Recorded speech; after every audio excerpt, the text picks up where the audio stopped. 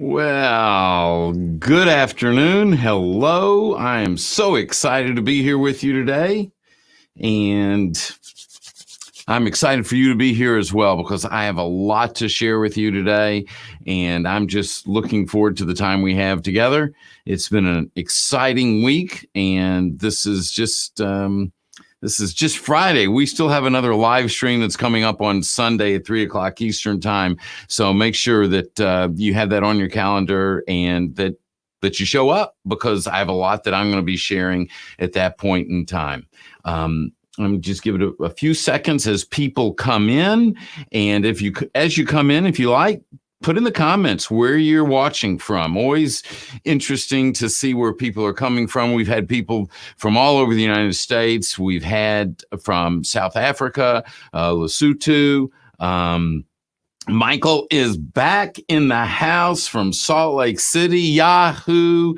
Yes, sir. I am so excited to see you here. Appreciate you being here.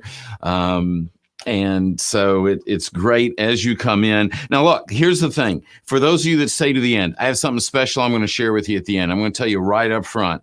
And I know you're going to want to hear about this because you're going to want to be able to take advantage of it. So I'm going to share that right towards the end. It is Friday. I'm going to keep this concise today, but I have some really powerful things that I want to share with you. And I just feel that it's important to get through that. For those of you that it's the first time, hi, I'm Sam Silverstein. I'm the author of 10 books on accountability, leadership, personal development. I work with leadership and leadership groups of companies literally around the world to help them build accountability in their personal lives, build it in their organization, and accelerate their growth and movement as they work to achieve their goals and objectives. And so that's what I'm here to do with you today. I want to help you accelerate as you move forward to achieve your goals and objectives. And welcome as we come in, Tampa, Florida. Love that. Awesome. Great to have you here. And we really do appreciate everyone that's showing up and sharing. And as I share with you today, you have a question, jot it down, put it in the comments, because my goal is not just to share something with you that's kind of arbitrary. My goal is always to share something important, but then I want to help you apply it. I want to help you be able to put it to use in your life, in your organization. And so don't hesitate to submit a question in the comments, and then we'll work through that. Look at that. South Dakota is in the house. Thank you very much. Great to have you here. And I think it's time that we are going to move forward. Just a brief recap, in workshop number 1 of this 4-part series, we started talking about these 3 big questions. And these 3 big questions really frame up a way of thinking that will totally revolutionize your life, your business. It'll build accountability. It'll supercharge what you're doing, because we're not focused so much on changing what we do. We're not focused on pivoting what we do. We hear that word all the time these days, right? Pivot. We're looking at pivoting how we think, because when we pivot how we think, that is the only way that we will ultimately change what we do, and it'll stick. If we're not getting the results we want, it always connects back to a way of thinking that we need to work on. And if we want to achieve the results faster, then maybe we still need to be tweaking the way of thinking. So session number 1, we talked about first question, big question number 1, what do you believe? And then in workshop number 2, we talked about what do you focus on? And we talked about how the distractions in our business can push us off course, how distractions in our life can keep us from achieving what it is that we're trying to achieve, and how to get our focus back on what it is that we need to be focused on. And the difference between focusing on those things that you can control versus those things that you can't control. We talked about what drives fear into our lives, what drives making excuses into our lives, and what positions us to move forward. Boy, I'll tell you what, the technology is acting up today. If you haven't seen the first 2 videos, go back and watch them. And they're at LinkedIn at Sam Silverstein. You can catch them there. You can catch them YouTube at Sam Silverstein. You can catch it on Facebook My Pivot Life. The videos are still there. Feel free to go back and get all caught up. Today, what I want to do is build on everything that we have that we've talked about up until now. I think it's important to then take it to the next level. And so today is the third workshop, and a reminder, Sunday at 3:00 Eastern time is the fourth, where we're really going to bring this together. And I'm going to share just a little bit more about that with you at the conclusion of this session. So you definitely want to be around for there. Hello from the Bronx, New York. Yeah, absolutely. Great to have you in the house. Diomedes. Wonderful. Glad you're here. Okay. We've all up to date. And, here's the thing. We're all facing challenges. We are facing challenges all the time. And some of the challenges that we're facing is like knowing when to say no. How do we know when to say no? Overcommitting, people around us that aren't keeping their commitments and seemingly holding us back. And so we need to address those areas. And so today we're going to look at big question number 3. And big question number 3. Now, before we do that, you know what I always like to do? I always like to talk about what is accountability. And so let's talk about this. What is accountability? And accountability simply is keeping your commitments to people, And a commitment is no matter what. So if there is no gray area, it's black and white. A commitment is no matter what. But today we're going to talk about the 3 big questions, and we're going to look at question number 3. And question number 3 is, what do you commit to? And so this connects directly to accountability, and that's why this is so important. What do you commit to? And being able to get clarity around that in our life is critical, because as a leader, as someone in a family member, someone in the community, what we commit to determines everything. But commitments, a lot of times people say, well, I committed to getting this done and this and that. Let's go deep dive. Let's talk about commitments, and let's bring some clarity to that. So we want to talk about commitment.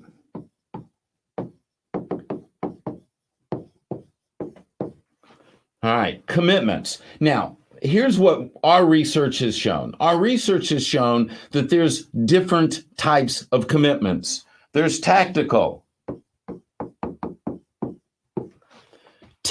commitments. Tactical commitments are all about things. Tactical commitments are all about doing, as in, think of activities.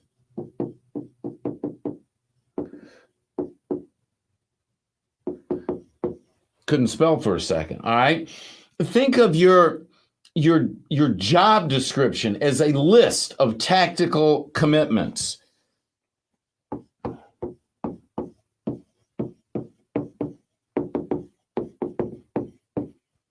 Now, tactical commitments are important. We need to fulfill those commitments. We need to do those things. We have to get the report done, like we said. We have to do those things that we say we're going to do, and we need to complete them. Now, here's the thing. Tactical commitments are all about things. Then there's relational commitments.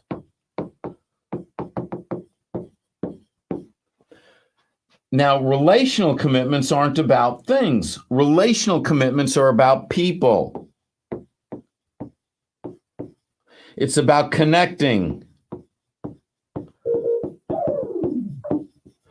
Ultimately, relational commitments are about serving.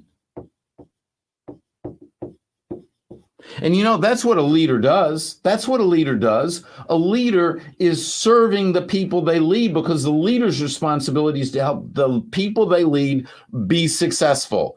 And you do that by serving them and allowing them to be successful. Okay.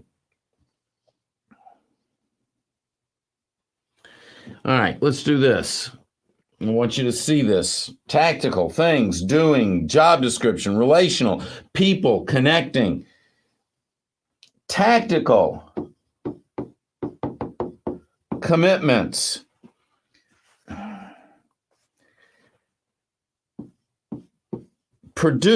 Go towards productivity.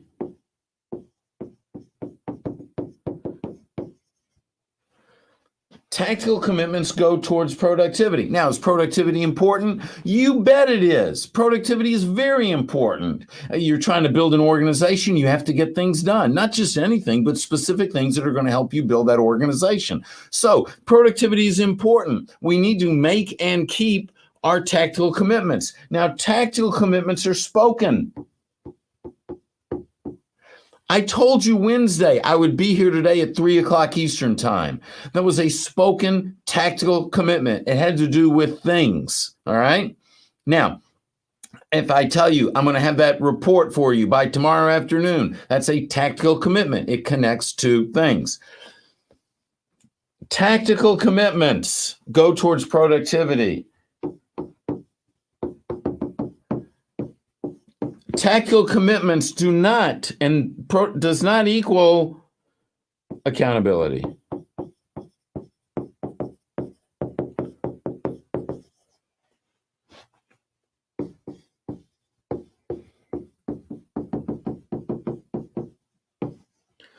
So productivity doesn't equal accountability. Getting stuff done doesn't make you accountable. It means that you're fulfilling your responsibilities. Remember, you're responsible for things, you're accountable to people. The definition we started today was accountability is keeping your commitments to people. Okay, and we're going to talk about those in just a moment. So productivity does not equal accountability, and that's the mistake that our society makes all the time. When a leader says, I'm going to hold my people accountable, the reason they say that because they're trying to manipulate their people to get stuff done for them. They're talking about all they're about is productivity. How do we get more done? Because they see getting more done is tying to the bottom line and putting money in the bank.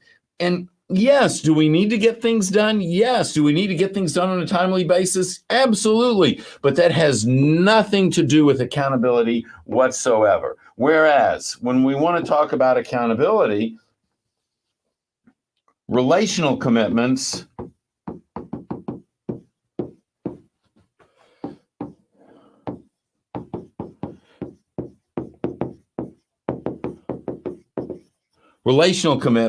that is what produces accountability. Because relational commitments are about me making a commitment that is in support of you. And when I make a commitment that's in support of you, what happens is that we build this bond. And as we build the bond, my accountability, making and keeping these commitments, and there's 10 of them. We're not going to go into them today. We'll go into them another time. There's 10 specific relational commitments that define what accountability is. If you've taken the free accountability quiz at amiaccountable.com, then you were answering questions, and the report that you got in that free 2-minute quiz connect back to those 10 relational commitments. If you have not taken the free accountability quiz at amiaccountable.com, after this session, whether you're joining us live or you're watching the recording, go take the free quiz. It'll take you 2 minutes. It gives you valuable information, and you know where your strengths and weaknesses are and what you need to work on. Here's the thing.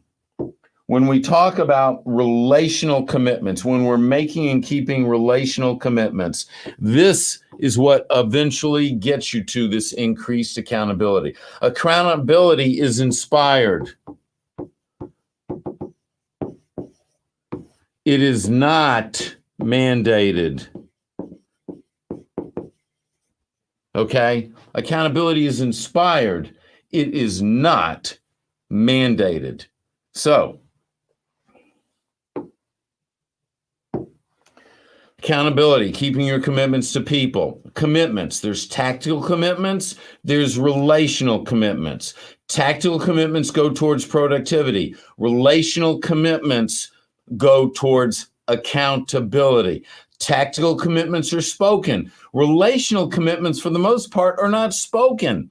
They're made and kept by an accountable leader. So, a commitment to live the values, a commitment to it's all of us, meaning that if you fail, I fail. If you succeed, I succeed. These types of commitments, I don't have to speak them out loud. I need to make them in my heart and then keep them to you and the people around me. And what happens is you see that, you know that. A commitment to stand by you when all hell breaks loose. You know when someone's there to support you. You know when someone's always there when things don't go right. That's something that builds on that relationship. Now, here's the thing. We need both. We need both.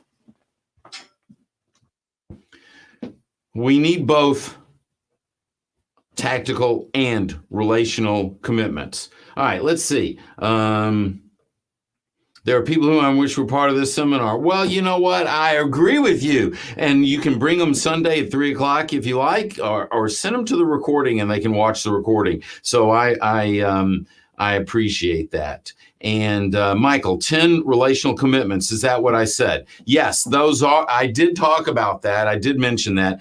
I don't know if we have time to go into all 10 today. Michael, I believe you've taken the accountability quiz. And so all 10 of those are covered in the accountability quiz.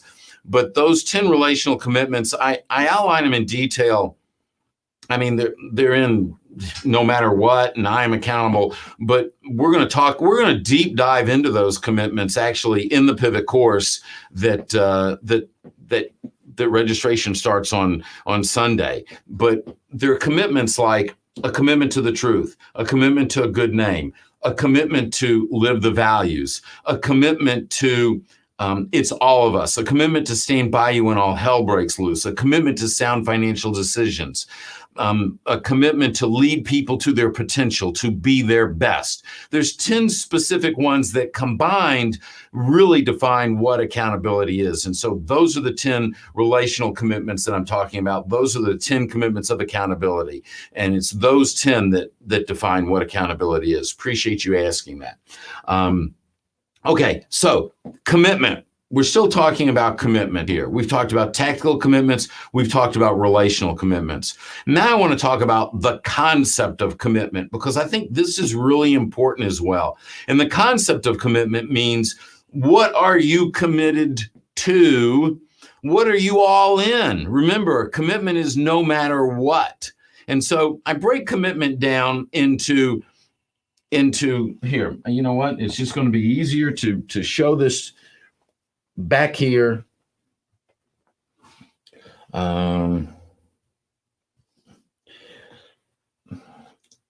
You have commitment, and what that comes down to is really the commitments that you make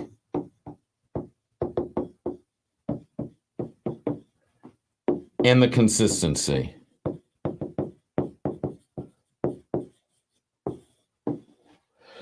So it's commitments and consistency. What are you committed to? And what is the consistency that you have? So for instance, if you're an athlete, if you're a runner, those of you that have known me for a while, you know I love to run. Marathoning is my thing, or used to be my thing. My doctor says don't do all that running anymore, but that's a separate issue. But how often did I work out?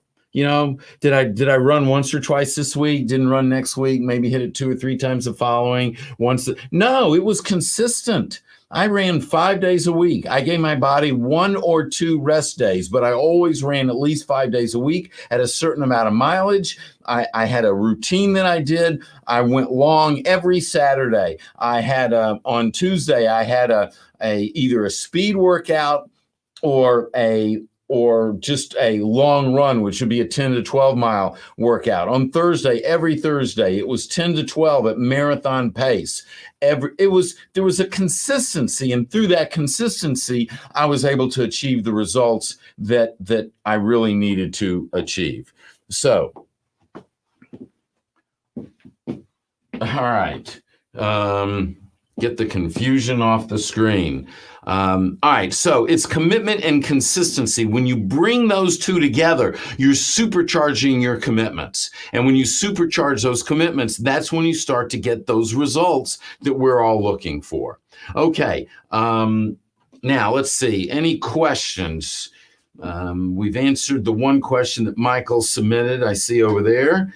And then let's see. All right, this is from earlier, that were questions that have come in. It seems like I've fallen into the trap of overcommitting. How do I keep that from happening? And that's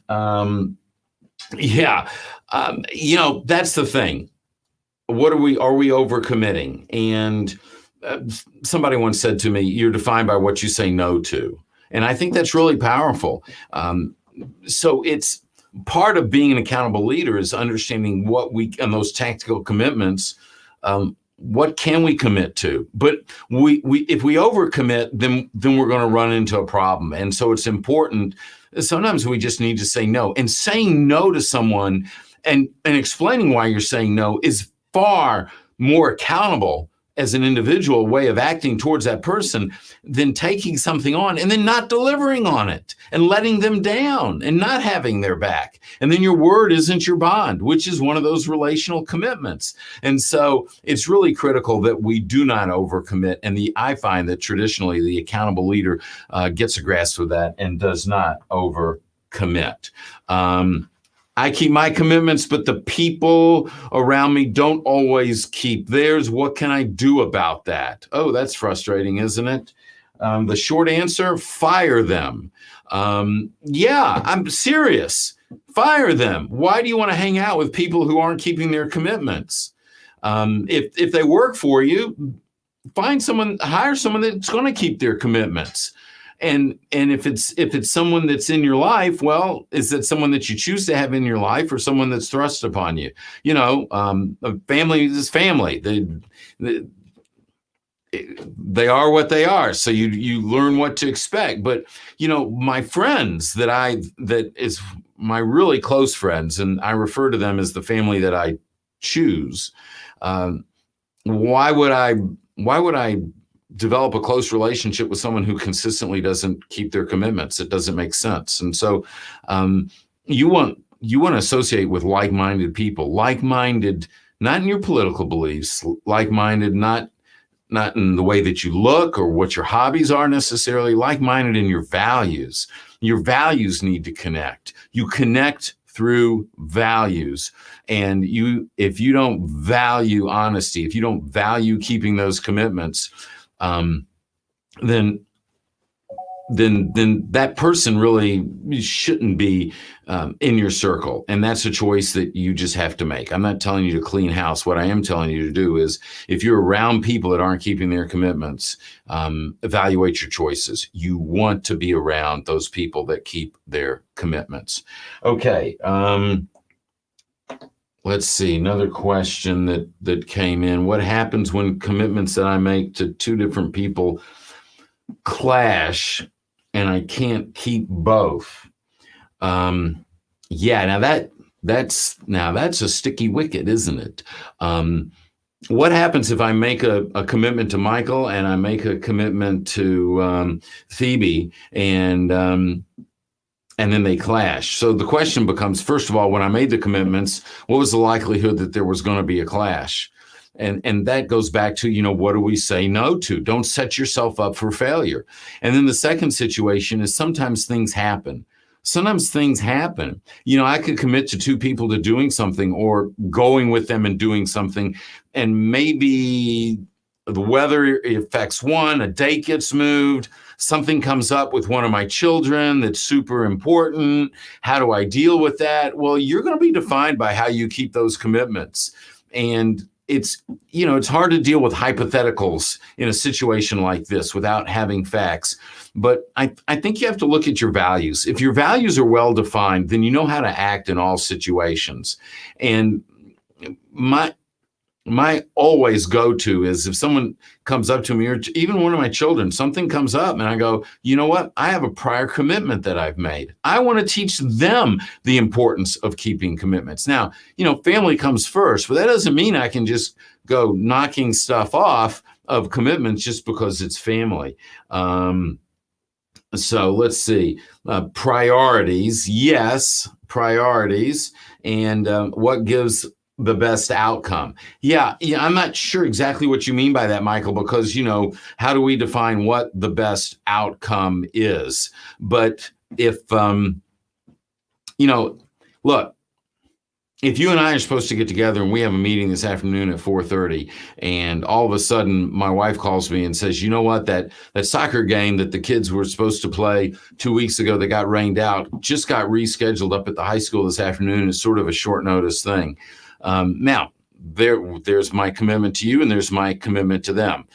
How do I mitigate that situation? And I think the facts need to come into play. And if I made a commitment to you, Michael, I want to keep that commitment. Now, my commitment to my kids is to always be at their games. And so now here's something that comes up at the last minute. Hopefully, in this situation, I'm going to keep my commitment to you, and the kids hopefully will understand that I already had something planned and that this was last minute, and I just can't cancel, because if I just cancel on you, where's the respect in that situation?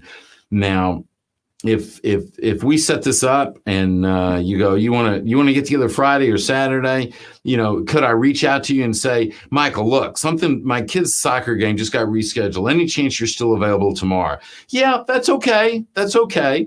But I don't want someone to feel like they're second class or second choice. And so you really have to be careful in those situations.